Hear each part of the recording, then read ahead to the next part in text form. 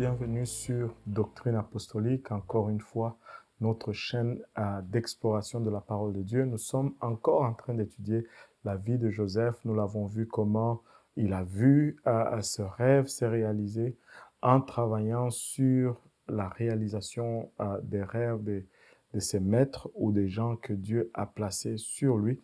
Et finalement, ses frères viennent, poussés par la famine. Ils viennent pour acheter du blé en Égypte et se prosternent devant Joseph. Joseph qui reconnaît ses frères ne le reconnaissent pas. Et il jette en prison pour 3 jours et finalement, il les libère en gardant Siméon. Et ses frères sont en route pour retourner dans leur pays et faire face à leur papa. Et c'est là où on les avait laissés. Et au verset 34,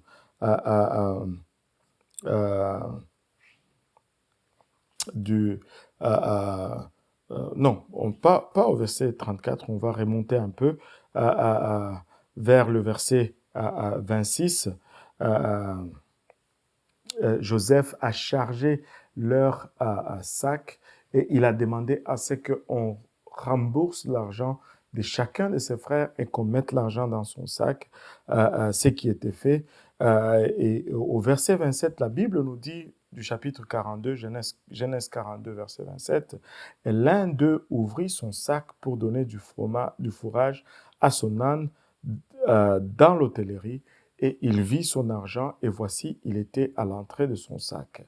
Et il dit à ses frères, « Mon argent m'a été rendu, et en effet, le voici dans mon sac. » Et leur cœur leur manqua. Ils se dirent en tremblant l'un à l'autre, « Qu'est-ce que Dieu nous a fait ?»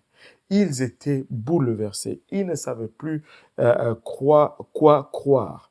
Ils vinrent vers Jacob, leur père, au pays de Canaan, et lui racontèrent toutes les choses qui leur étaient arrivées en disant, « L'homme qui est le Seigneur du pays nous a parlé rudement et nous a pris pour des espions.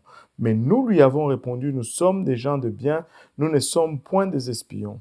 Nous sommes 12 frères, fils de notre père. L'un n'est plus, et le plus jeune est aujourd'hui avec notre père au pays de Canaan. Et l'homme qui est le Seigneur du pays nous a dit, « À ceci je reconnaîtrai que vous êtes des gens de bien. Laissez avec moi l'un de vos frères, prenez ce qu'il faut pour la famine de vos maisons et partez. Et amenez-moi votre jeune frère, alors je connaîtrai que vous n'êtes point des espions, mais des gens de bien.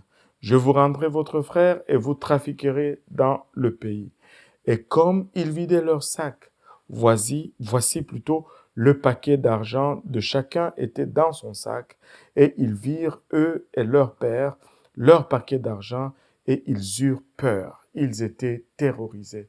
Ils ne savaient plus qu'est-ce qui s'est passé. Ils ne savaient plus quoi croire. Alors Jacob, leur père, leur dit, « Vous m'avez privé d'enfants. Joseph n'est plus, et Siméon n'est plus. Et vous amènerez Benjamin. C'est sur moi que toutes ces choses sont tombées. » Jacob dit, « Non, Benjamin ne partira pas d'ici. J'ai perdu Joseph, Siméon m'est arraché. Aujourd'hui, vous voulez prendre aussi Benjamin? Non, ça ne va pas marcher. » Et Ruben parla à son père et lui dit, « Tu feras mourir mes 2 fils si je ne te le ramène.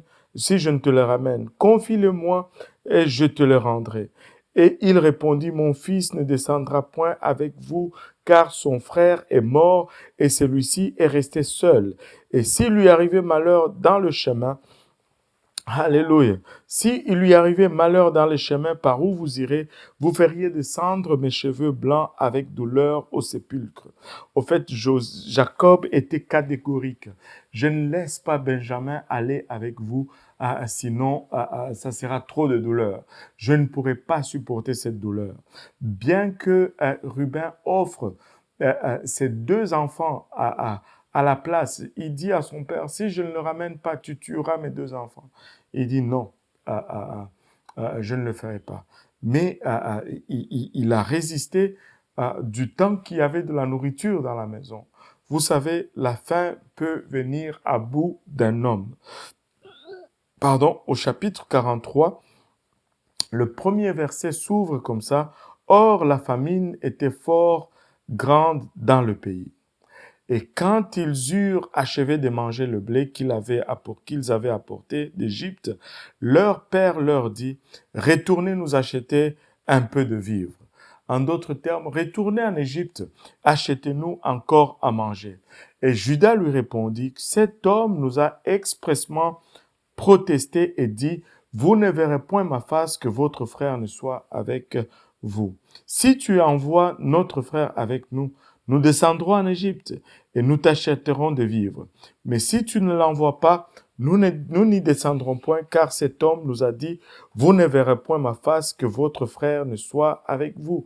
Et Judas lui dit, papa, on ne peut pas y aller du temps que Benjamin n'est avec nous. Et là, Israël était désespéré. Il regarde ses enfants et dit, mais pourquoi m'avez-vous fait ce tort de déclarer à cet homme que vous aviez encore un frère? Il dit, qu'est-ce qui vous a même poussé à dire à cet homme que vous aviez un frère?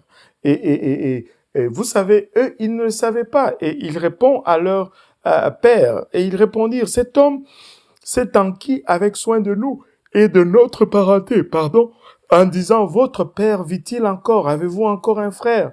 Et nous le lui avons déclaré. D'après ces questions, pouvions-nous savoir qu'il dirait, faites descendre votre frère? Il dit, papa, nous avions fait cela dans l'innocence parfaite. Ce n'est pas que nous avons calculé qu'il allait nous dire de faire venir ses enfants. Maintenant, écoutez le discours que Judas va faire à son père. Judas dit à Israël, son père, envoie l'enfant avec moi, et nous les verrons et partirons. Et nous vivrons et nous mourrons point, ni nous, ni toi, ni nos petits-enfants. Je réponds de lui, Judas dit. C'est autre chose. C'est Judas qui avait proposé de vendre Joseph aux Ismaélites. Mais là, Judas est en train de tenir un autre discours. Il dit, je réponds de lui, tu me le redemanderas. En d'autres termes, ma vie pour la vie de Benjamin.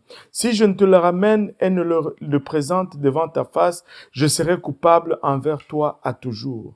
Car si nous n'avions pas différé, nous serions maintenant 2 fois de retour.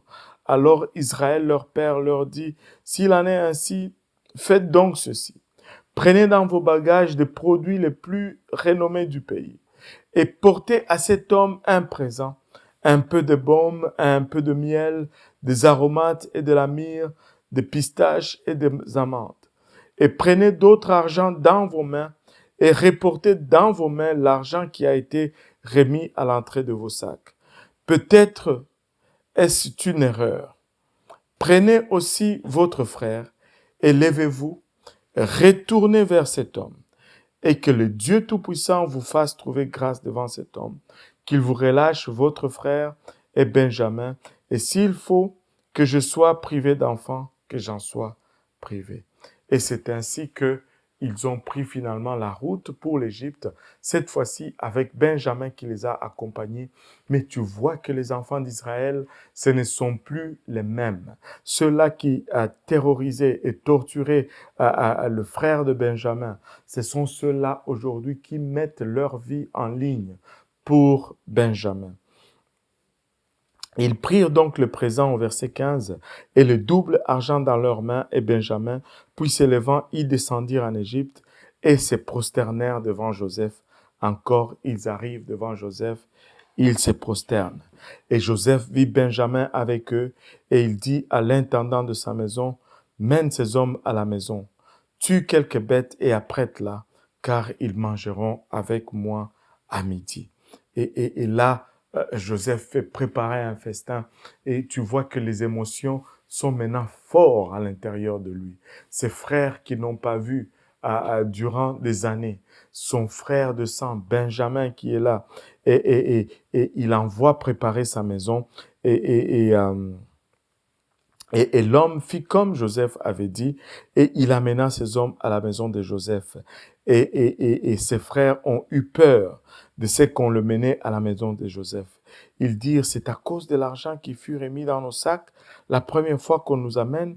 et c'est pour se précipiter sur nous et nous prendre pour esclaves et se saisir de nos ânes. Et ils étaient dans le doute, complètement confus. Ils ne savaient pas tout ce qui était en train de leur arriver.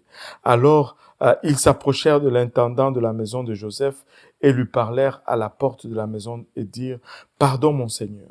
Nous sommes descendus une première fois pour acheter des vivres. Et lorsque nous arrivâmes à l'hôtellerie et que nous ouvrîmes nos sacs, voici, l'argent de chacun était à l'entrée de son sac. Notre argent selon son poids, et nous l'avons rapporté à nos mains. Et nous avons apporté d'autres argent à nos mains pour acheter de vivres. Nous ne savons qui avait remis notre argent dans nos sacs. Et il dit: tout va bien pour vous. Ne craignez point, c'est votre Dieu, le Dieu de votre Père, qui vous a donné un trésor dans vos sacs. Votre argent m'est parvenu. Et il leur amena Siméon. Et l'intendant de Joseph leur dit finalement: moi, j'ai eu l'argent que vous deviez me payer, donc c'est peut-être votre Dieu. Ils étaient confus. Et là, on a fait sortir Siméon de prison, on l'amène et on les fait entrer dans la maison de Joseph et on leur donne de l'eau, ils se lavent le pied et on nourrit leurs bêtes. Ils ne savent pas comment réagir, ils sont traités comme des visiteurs de marque. Et ces hommes, au verset 25, ils préparèrent le présent en attendant que Joseph vînt à midi, car il avait appris qu'il mangeait là le pain. Joseph revint à la maison, alors ils lui offrirent dans la maison les présents qu'ils avaient eus en leurs mains, et ils se prosternèrent en terre devant lui. Et il leur demanda comment il se portait, et il leur dit: votre vieux père, dont vous m'avez parlé, se porte-t-il bien? Vit-il encore? Ils répondirent: ton serviteur, notre père, se porte bien, il vit encore. Et ils s'inclinèrent et se prosternèrent. C'est la troisième fois que ses frères se prosternent devant Joseph. Et levant les yeux, il vit Benjamin, son frère, fils de sa mère, et dit: est-ce là votre jeune frère dont vous m'avez parlé? Il lui dit: Dieu te fasse miséricorde, mon fils. Et Joseph se hâta, car ses entrailles étaient émues pour son frère, et il chercha un lieu pour pleurer, et il entra dans la chambre intérieure, et il pleura. Les émotions étaient intenses à l'intérieur de Joseph. Il était en train de revoir son frère pendant autant d'années de séparation. Et il ne pouvait plus se contenir. Il est allé dans une chambre, il a pleuré, puis il a lavé son visage et il est revenu. Il s'est forcé et il a demandé finalement qu'on sert le pain. Et on le servit à part et eux à part. Et les Égyptiens qui mangeaient avec lui furent aussi servis à part, parce que les Égyptiens ne peuvent manger le pain avec les Hébreux, car c'est une abomination pour les Égyptiens. Ils s'assirent donc en sa présence, l'aîné selon son droit d'aînesse et le plus jeune selon son âge, et ces hommes se regardaient l'un à l'autre avec étonnement. Joseph a donné ordre qu'on les place dans un certain ordre, et c'était l'ordre de leur naissance. Et ils se regardèrent, ils se disaient: mais qu'est-ce qui se passe? Qu'est-ce qui nous arrive? Et il leur fit porter de mets et devant lui, mais la portion de Benjamin était 5 fois plus grosse que les portions de tous les autres, et ils burent et firent bonne chère avec lui. Et pour un temps, ils se sont détendus et ils ont bien mangé, et vous savez, ils étaient dans la confusion. Ils ne savaient pas ce que Joseph leur réservait. Ils se retrouvaient dans la maison de cet étranger. Des choses bizarres leur arrivaient. Ils ne savaient plus si c'était le bien. Ils ne savaient plus si c'était le mal. Ils savaient une chose, qu'ils avaient fait le mal au passé. Et des fois, on les traitait rudement. Et des fois, il y avait des apparences de bénédiction. ils étaient dans la confusion parce que ces apparences de bénédiction pouvaient attirer des condamnations par la suite. Ils étaient dans la confusion. Et là, ils étaient en train de manger avec le numéro 2 de l'Égypte, sans s'en rendre compte que c'était leur frère. On va les laisser encore pour un temps jouir de ce bonheur temporaire, ne sachant pas qu'est-ce qui les attendait. On va se retrouver dans la prochaine diffusion pour voir comment Joseph va éventuellement traiter ses frères. Donc, on va s'arrêter là pour aujourd'hui. On se dit à très bientôt dans la prochaine diffusion. Mais d'ici là, prenez soin de vous-même et demeurez dans la prière, dans la lecture de la parole et que le Seigneur vous bénisse. Au revoir et à très bientôt.